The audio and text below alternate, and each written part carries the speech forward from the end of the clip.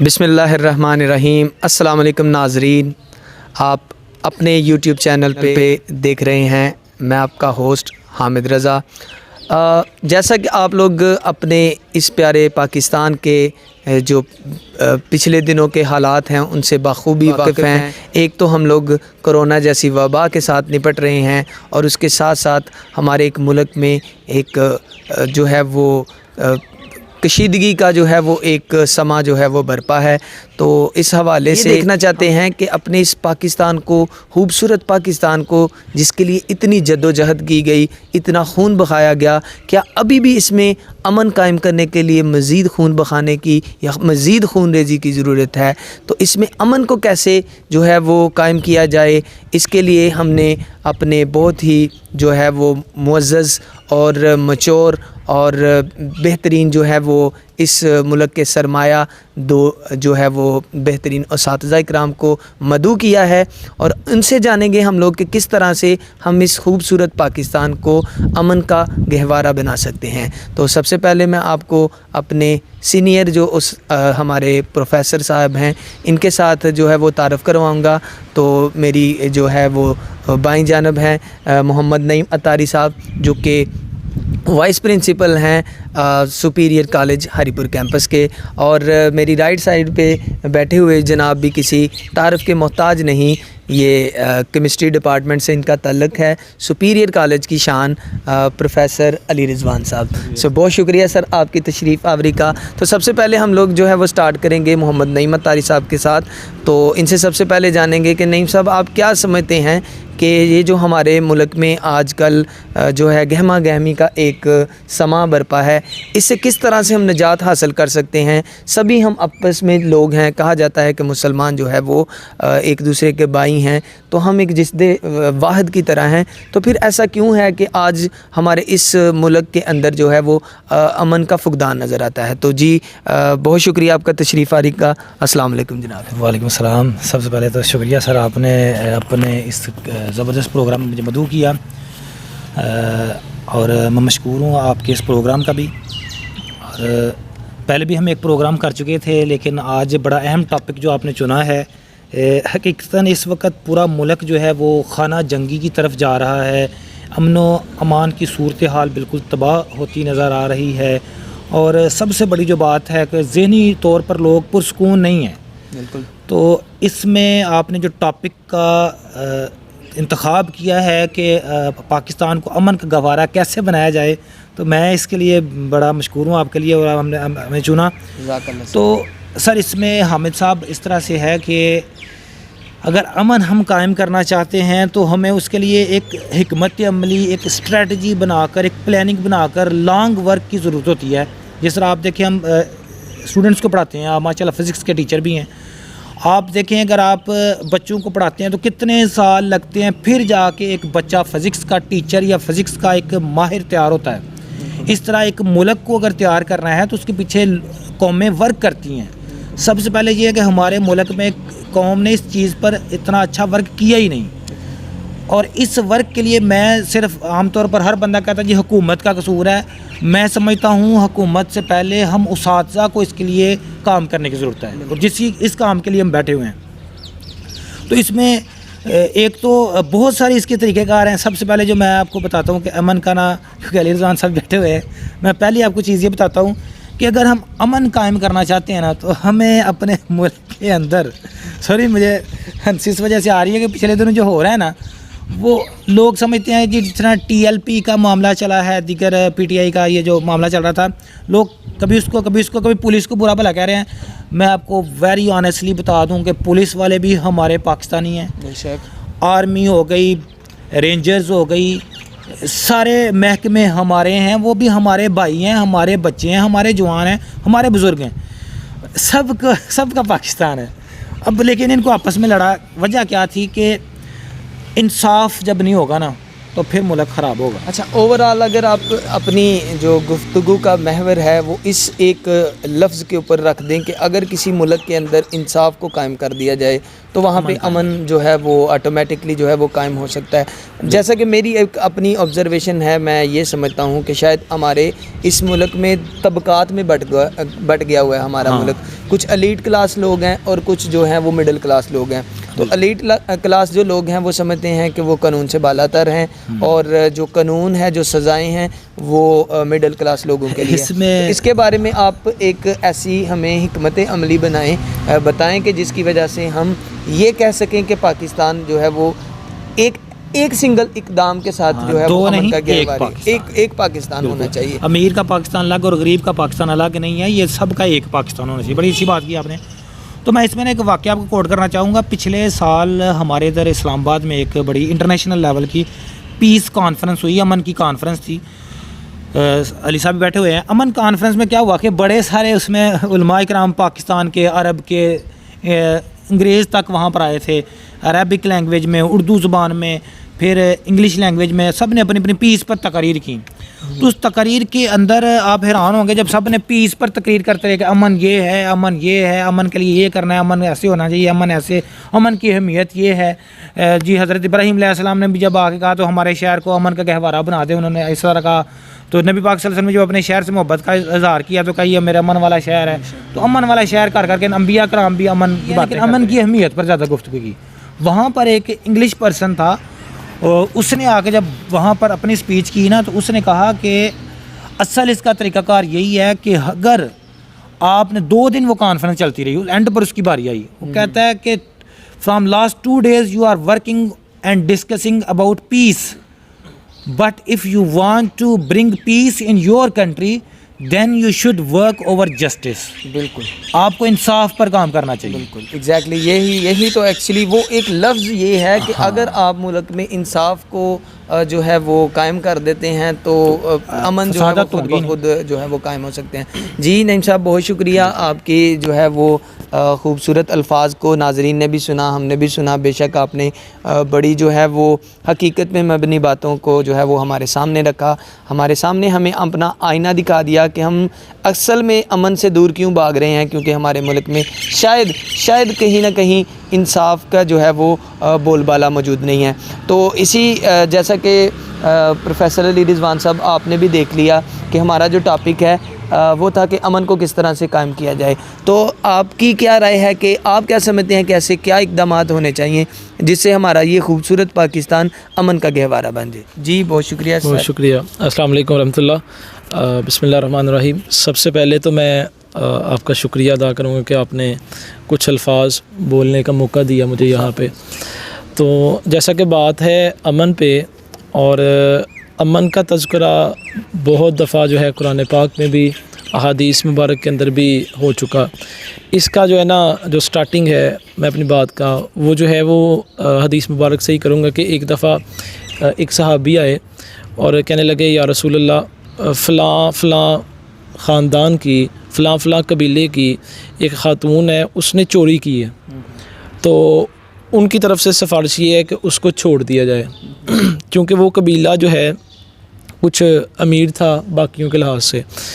تو رسول اللہ صلی اللہ علیہ وآلہ وسلم جو ہے اس حوالے سے کچھ ناراضگی کا اظہار کیا, اور کچھ جو ہے وہ غم و غصہ, یعنی کہ اس میں انصاف کو دیکھتے ہوئے انہوں نے جو ہے انکار کیا اس پہ. تو فرمایا کہ اگر محمد صلی اللہ تعالیٰ علیہ وآلہ وسلم کی بیٹی فاطمہ بھی اس کی جگہ پہ ہوتی تو میں ان الفاظ کو اس انداز میں تو نہیں بتا سکتا, مگر اس کا مفہوم آپ کو بتاتا ہوں. اگر محمد صلی اللہ تعالیٰ علیہ وآلہ وسلم کی بیٹی بھی اس کی جگہ پہ ہوتی تو پھر بھی انصاف قائم ہوتا, اس کے بھی میں یعنی کہ جو سزا تھی چوری کی وہ سزا اس کو ضرور ملتی. اسی طرح لفظ ہے ایمان, تو جو مسلمان ہے وہ ایمان والا ہے یعنی مومن. تو اگر ایمان کو دیکھا جائے تو ایمان کے پیچھے اگر اس کی اور واحد کی جائے تو وہ ہے امن والے. تو مسلمان ایمان والے, ایمان والے امن والے. جو ہم یہاں پہ مسلمان ہیں وہ ہمیشہ کیا کریں گے, امن کو لے کے چلیں گے. تو اگر مسلمان سر کی جیسے بات لاسٹ پہ انہوں نے کی کہ اگر ہم عدالت کو قائم کریں, انصاف کو قائم کریں, تو کبھی بھی ہمارے معاشرے کے اندر جو ہے یہ معاملات نہیں ہوں گے. تو اگر مسلمان ایمان والا ہے، امن والا ہے، تو ہمیشہ وہ کیا کرے گا؟ امن کو قائم کرے گا. امن کو قائم کرنے کا طریقہ یہ ہے کہ جو آپ کے پاس مجرم آتا ہے اس کی تفتیش وغیرہ کر کے اس کو ٹائملی کیا کیا جائے؟ سزا دی جائے. اگر آپ اس مجرم کو کیا کریں گے، جو غریب ہوگا جس کی سفارش کوئی نہیں، وہ مجرم بھی ہے، تو اس کو آپ کیا کریں گے؟ یکدم کیا کر دیں گے؟ اسے سزا دے دیں گے، یک مشت سزا دے دیں گے. اور جس کی سفارش ہے آپ کے پاس، ہے بھی وہ بڑا مجرم، آپ اسے کیا کریں گے؟ ایک تو پروٹوکول دیں گے، ٹھیک ہے، پروٹوکول دینے کے بعد آپ اسے ملک سے کسی دوسرے ملک میں کیا کر دیں گے؟ فرار کروا دیں گے، اور اپنے ہی مسلمان بھائیوں کی دل آزاریاں کریں گے. جہاں پہ آپ کے پاس نواز شریف کی طرف تو نہیں، یا اوور آل بات کر رہے ہیں آپ؟ اوور آل بات بھی ہے، اور اس میں میں اس پہ تھوڑی سی اوور آل بھی بات. یہ دیکھیں جی، ہمارا کوئی بھی یہ جو شو کا پرپز ہے وہ کوئی سیاسی ایجنڈا نہیں ہے، ٹھیک ہے. ہمارا جو ہے وہ ہمارے دیکھنے والے جو ناظرین ہیں ان کو ہم ایک پازیٹیو میسیج یہ دینا چاہتے ہیں کہ اصل میں ہمارے پاکستان میں ایک المیہ یہ سمجھا جاتا ہے کہ کوئی بھی کام ہم اپنی حکومت کے اوپر ڈال دیتے ہیں یا کسی دوسرے کے اوپر ہم نے اپنے بوجھ کو ڈالنا پسند کرتے ہیں. حالانکہ یہ جو انصاف کی بات کی ہے، تو انصاف اگر گراس روٹ لیول سے سٹارٹ کیا جائے گا تو یہ پوری جو ہے وہ قوم بھی اس چیز کو جو ہے وہ فالو کرے گی. تو جی ناظرین، آپ نے دیکھا کہ ہماری یہ خوبصورت گفتگو کا جو لب لباب تھا، پورا سرکل صرف ایک لفظ کے اوپر جو ہے وہ گھوم رہا تھا، وہ لفظ تھا جی انصاف کے اوپر. تو جی نعیم صاحب کچھ اضافہ کرنا چاہتے ہیں؟ جی نعیم صاحب. سر، اس میں ایک نا قانون کی بالادستی، اور جس طرح بھی سر کہہ رہے تھے کہ امیر و غریب کے لیے ایک جیسا قانون، اور دوسرا اس میں یہ ہے کہ ہمارے ملک میں فساد کی بڑی وجہ اگر غور کیا جائے تو اس میں ایک نا فرقہ واریت بھی ہے. ہاں بالکل. آپ دیکھیں کہ کوئی اہل حدیث ہے، کوئی اہل سنت ہے، کوئی اہل دیوبند ہے، کوئی شیعہ ہے، مطلب وہابی، مجھے سارا ایک سلسلہ کار ہے. تو ہمیں یہ غور کرنا چاہیے کہ اللہ ہمارا ایک ہے، رسول ایک ہے، کتاب ایک ہے. ہمارے پاس قرآن مجید ہے. جب قرآن مجید کو ہم پڑھ لیں تو ضرورت نہیں رہتی کہ ہم جس فرقے سے کوئی تعلق رکھتا ہے بے شک اس سے فرقے سے تعلق رکھے، لیکن قرآن سے رہنمائی ضرور لے. جو چیز قرآن نے کہہ دی ہے اس کو آخری سمجھا جائے. پھر بھی یہ بڑے سارے معاملات کنٹرول ہو جاتے ہیں. اب اس کے لیے کوئی ایسی ورکنگ ایک اس کو کہتے ہیں انٹرنیشنل لیول پر اب لوگ کام کر رہے ہیں، جس طرح خواجہ معین الدین چشتی اجمیری رحمۃ اللہ علیہ نے ہندوستان میں کام کیا تھا، جو کہ ہم پاکستان میں مسلمانوں کے درمیان نہیں کر پا رہے. آپ نے کیا کیا تھا کہ آپ نے معین الدین چشتی رحمۃ اللہ علیہ نے ہارمنی آف اسلام پرور کیا تھا. ہارمنی آف ریلیجنز کی ہارمنی کیا ہے کہ ان کی ہم آہنگی دیکھی جائے، ان میں کامن کیا ہے، مشترک کیا چیزیں. بالکل ایگزیکٹلی کہ مشترک کیا ہیں. اب دیکھیں شراب ہے، آپ سارے مذاہب پڑھ کے دیکھ لیں، کتابیں پڑھ کے دیکھ لیں. آپ ہندوؤں کی کتابیں پرانی سے پرانی سنسکرت پڑھ کے دیکھ لیں، وہ کیا کہتے ہیں گیتا پڑھ کے دیکھ لیں، دیگر کتابیں پڑھ کے دیکھ لیں، شراب کو انہوں نے جائز نہیں قرار دیا، بالکل ممنوع ہے جی، ممنوع ہے. آپ ان کی بائبل پڑھ کے دیکھ لیں، انجیل پڑھ کے دیکھ لیں عیسائیوں کی، آپ دیکھ لیں اس میں بھی ممنوع ہے. میری عیسائیوں سے بات ہوئی ہے، وہ کہتے ہیں بالکل ممنوع ہے. بالکل ایسے ہی. اچھا، اسلام میں قرآن مجید میں پڑھ کے دیکھ لیں شراب ممنوع ہے. جب یہ کامن چیز ہے تو ایک قانون یہاں پر قائم کیا جا سکتا ہے کہ شراب ممنوع ہے، بند ہو گئی. اب دوسری طرف کچھ چیزیں ایسی ہیں جن کا دیکھا یہ جائے کہ مثال اگر اہل سنت جلوس نکالتے ہیں، اس میں نبی پاک صلی اللہ علیہ وسلم کا ذکر کرتے ہیں، سب اس کو مانتے ہیں، اس میں کسی کی خلاف ورزی نہیں کرتے، کسی کی دل آزاری نہیں کرتے، کسی دوسرے پر تنقید نہیں کرتے، تو اجازت دے دیں. اگر تو تنقید کا ایلیمنٹ آتا ہے تو پھر آپ کہیں جی تنقید نہیں ہونی چاہیے، بالکل ہوا نہ دیں فرقہ واریت کو. بالکل ایسے ہی ہے. اب اہل حدیث ہیں، وہ سیرت النبی کانفرنس کر رہے ہوتے ہیں، تو اس میں کوئی غلط نہیں ہے، سیرت نبی کی بیان کر رہے ہیں، لیکن وہ ایسے پروگرامز نہ کریں جس میں آ کر وہ اہل سنت کو یا اہل شیعہ کو ٹارگٹ کریں. بالکل ایسے ہی. اچھا، اہل دیوبند ہیں، اگر وہ تبلیغ کے لیے جا رہے ہیں آ رہے ہیں، ہمارے کچھ چند لوگ اس کو ٹارگٹ کرتے ہیں، یہ نہیں ہونا چاہیے. یعنی جو چیزیں کامن ہیں ان کو تو آپ چلیں، یا جو مخالفت نہیں کرتی پرامن ہیں، جو اسلام سے ثابت ہیں، ان کی مخالفت نہ کی جائے.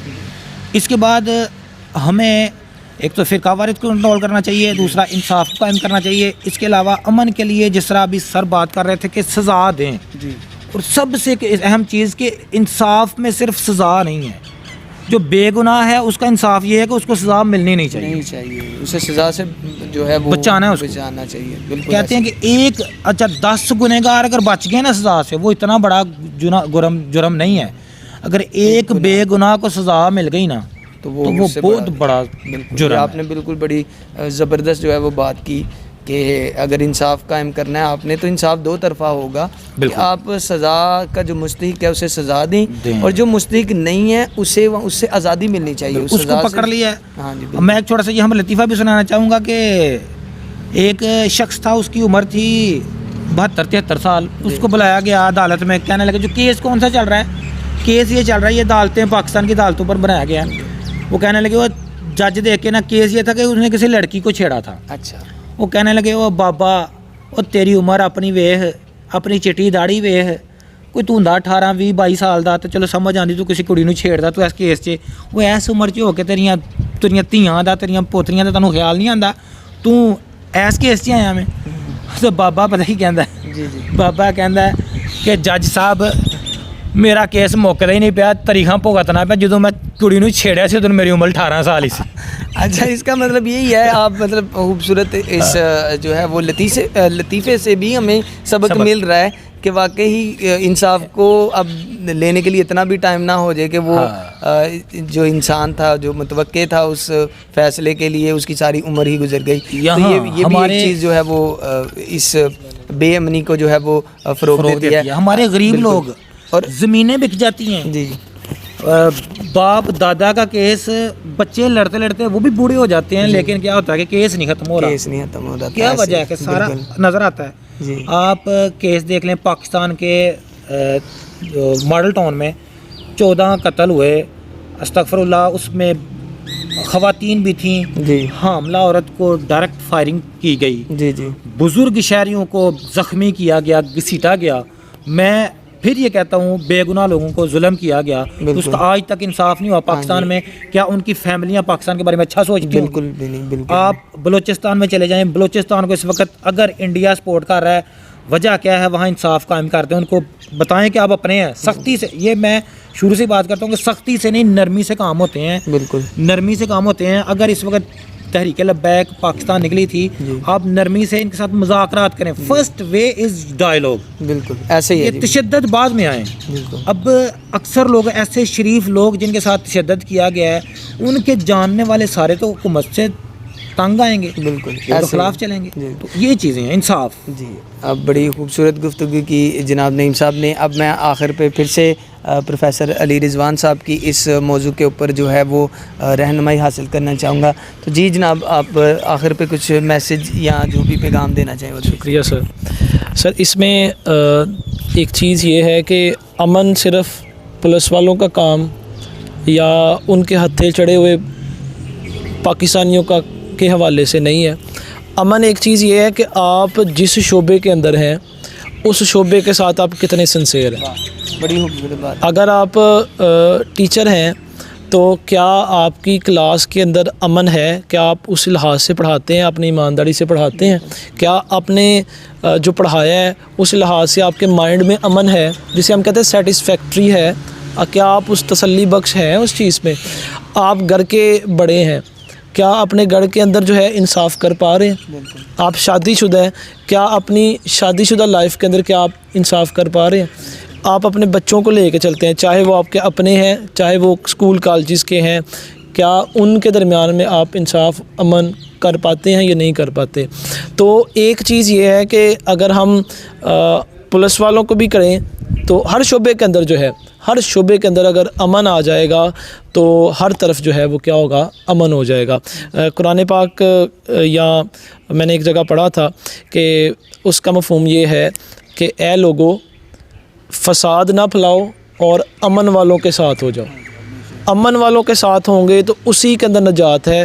فساد جو ہے وہ ظلم کا باعث بنتا ہے۔ ہر چیز کی سزا میں دیری ہو سکتی ہے، اور جس جگہ پہ ظلم پھیلایا جاتا ہے، ظلم کیا ہے کہ آپ بے گناہوں کو تنگ کریں، بے گناہوں کو ماریں، آپ امن نہ قائم کر سکیں، تو یہ ظلم ہے۔ تو جہاں ظلم ہوتا ہے اس کی سزا فوراً ملتی ہے۔ اللہ تعالیٰ ہمیں عمل کرنے کی توفیق عطا فرمائے۔ اللہ تعالیٰ ہمیں امن قائم کرنے اور اپنے پیشے کے ساتھ خلوص دل سے لگے رہنے کی توفیق عطا فرمائے۔ بہت شکریہ سر، جزاک اللہ۔ جی تو ناظرین، آپ لوگوں نے دیکھا کہ کتنی خوبصورت باتیں کی، اور ان تمام صاحبان کی کوشش تو یہی ہے کہ ہم اپنے اس پاکستان کو خوبصورت پاکستان اور امن کا گہوارہ بنا سکیں۔ تو ابھی مجھے دیجیے اجازت، انشاءاللہ پھر آپ کے اسی یوٹیوب چینل پہ مختلف موضوعات کے ساتھ ہم لوگ ان سے مزید رہنمائی لیتے رہیں گے۔ السلام علیکم، اللہ حافظ۔